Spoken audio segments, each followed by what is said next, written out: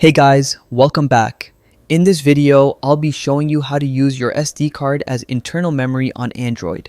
So you might be wondering how to exactly do this. Well, it only takes a few simple steps. First, open up your phone's settings. Once inside, scroll down and tap on About Phone. Now, we need to enable developer mode. Under About Phone, look for your OS version and tap on it several times until you see a message that says, "You are now a developer."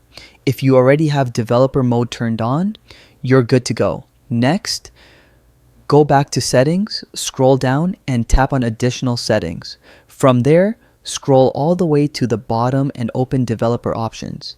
Inside Developer Options, scroll down again until you find the setting called Force Allow Apps on External. This option allows apps and data to be written on your SD card. Turn this toggle on. That's it. You can now use your SD card as extra internal storage. Apps and files will start saving directly to your SD card, giving you more free space on your device. Keep in mind, depending on your Android version, some options may look a little different, but the method is mostly the same. And that's how you use your SD card as internal memory in Android. If you found this video helpful, hit the like button, subscribe for more tutorials, and check out our next guide.